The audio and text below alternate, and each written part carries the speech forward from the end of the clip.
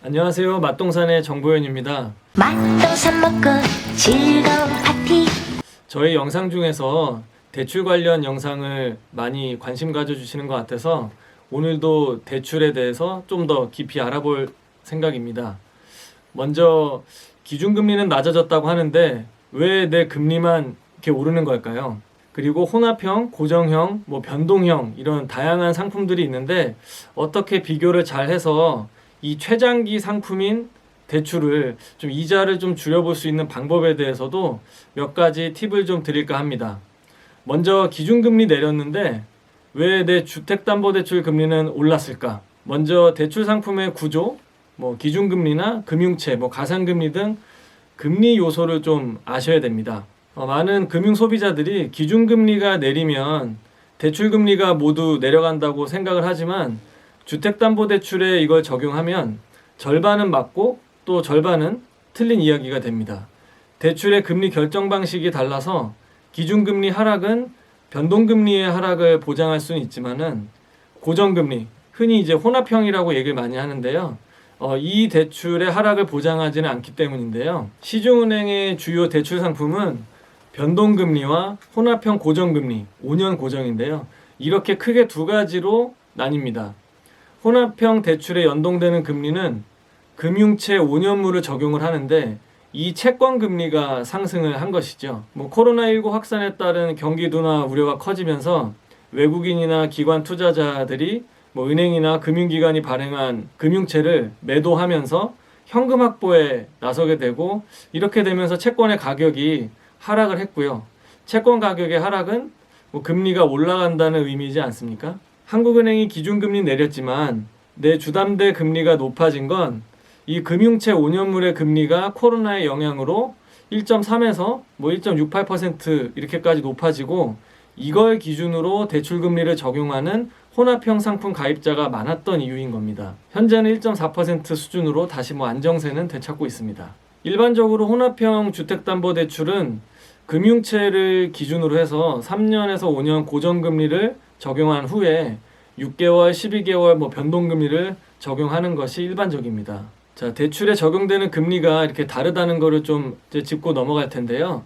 자, 그러면 혼합형, 변동형, 고정형 과연 어떤 게 역사적으로 또는 현 시점에서 좀 유리한 걸까요?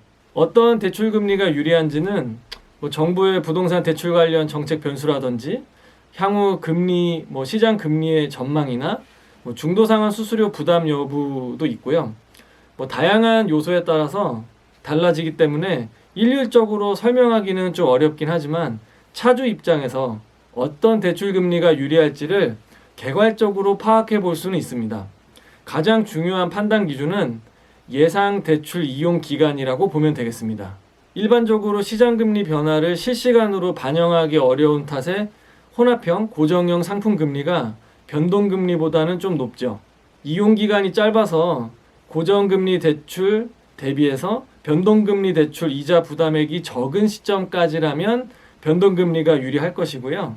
최근에는 코로나19로 인해서 글로벌 증시는 물론 안전자산으로 꼽히는 채권 시장까지 좀 들썩이면서 금융채 5년물 금리도 좀 출렁거렸습니다. 이에 따라서 혼합형 주택담보대출 금리도 상승을 했지만 변동금리형 주택담보대출 금리 하락세는 한동안 계속될 전망으로 좀 보여지고 있어요. 한국은행의 B컷이라고 하는 기준금리 인하가 시중은행들의 수신금리 인하 효과가 이번 달부터 이제 본격적으로 반영될 예정이기 때문인데요. 경기부양 측면에서 추가 금리 인하 가능성도 열려 있는 만큼 변동금리형 주택담보대출 금리 하락세는 당분간 계속될 가능성이 좀 있어 보입니다. 낮아지는 변동금리 혜택을 누리다가 금리 인하 시즌이 좀 끝날 무렵에 중도상환 수수료를 감안해서 혼합형으로 전환하는 것도 하나의 전략으로 보여지고요. 단기간이라면 당연히 낮은 변동금리가 유리하겠지만 또 10년 이상, 20년 이상 고정금리가 안정적일 수도 있습니다. 금리 인상 위험을 좀 해치할 수도 있고 금리가 낮아진다 하더라도 당장의 눈앞의 상황만 보고 손해라고 생각하지 말고 아까 말씀드렸던 저금리로 갈아타거나 아니면 대환 대출을 얘기하는 거죠. 이런 전략도 있고요. 안정적인 고정금리가 리스크 헤지로 더 낫다 볼 수도 있습니다. 투자자나 외국인 이탈이 좀 잠잠해지면 혼합형 금리가 하락 반전할 가능성도 있고요. 일단 4월 16일 공시된 신규 취급액 기준 코픽스 1.26%로 최저치를 보이고 있고, 또 변동되는 5월 15일까지 또는 6월 중순까지 상황을 좀 지켜보는 게 좋을 것 같고, 결론적으로 제 개인적인 사견이긴 하지만 지금은 변동금리가 유리할 것으로 생각이 됩니다. 또 많이 궁금해 하시는 게, 그럼 은행 선택은 어떻게 하는 게 좋을 것이냐, 주 거래만 이용하는 또 충성 고객이라고 할 경우에는 특정 은행에 로열티가 있는 고객이면 실적이 있어서 부수 거래를 추가적으로 일으킬 필요가 없다는 장점이 있죠. 그러니까 보통 기본적으로 청약 통장이나 카드, 급여, 저축, 퇴직연금 등이 있고요. 최근에는 이제 코로나 때문에 다 같이 힘들어 하시는 분들이 많아서 저축, 이런 접근과 관련된 부수 거래는 좀 없어진 모습을 좀 보이기도 하더라고요. 은행별로 어떤 경향성이나 상품별 특징에 대해서도 궁금해 하실 텐데, 금리 결정 방식이 시중은행마다 좀 차이는 있습니다.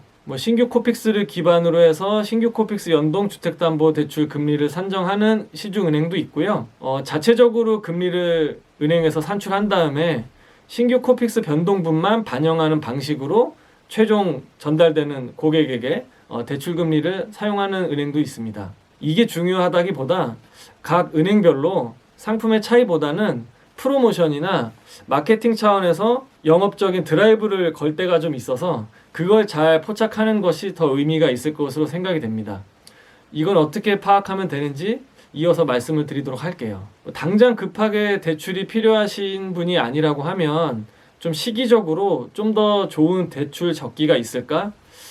여기에 대한 답변을 좀 드리자면, 대출이라는 것이 자금이 필요한 시점을 계획해서 실행하긴 하지만 또 100% 사람이 살다 보면 정해진 대로만 맞출 수는 없어서 대출 금리 결정 방식을 잘 이해하고 지출 계획에 맞춘 상품을 잘 선택해서 운영하는 것이 더 중요할 것으로 생각이 되고요.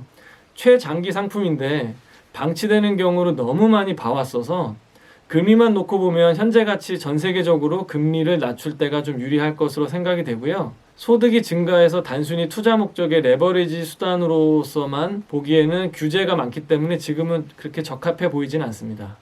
또 하나 중요한 포인트가 한도라든지 금리를 잘 받으려면 또 체크해야 될 요소가 있을까?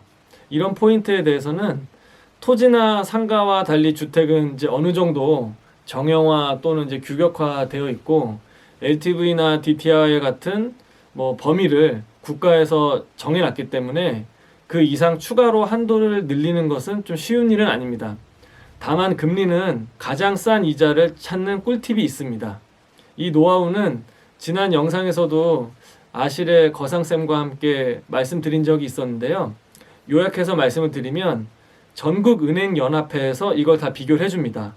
그 사이트로 접속을 하셔서 소비자 포털 클릭하시고 금리와 수수료 비교 공시 클릭하셔서 대출금리 비교 체크하시고 가계대출금리 체크하시고 은행별 비교 공시에서 은행을 전체로 체크하시고요. 대출 종류는 분할 상환 방식 주택담보대출에 체크하고 상세 구분은 대출금리에 체크를 해서 검색을 누르게 되면 2020년 지금 기준으로 공시 기준 전국 은행별 금리를 한눈에 비교할 수가 있습니다. 주담대 평균 금리가 DGB가 2.62%, KB국민이 2.64%, NH농협이 2.6%, SJ은행이 2.61%, 우리은행이 2.6%, 이렇게 좀 낮은 은행으로 좀 조사가 되었고요.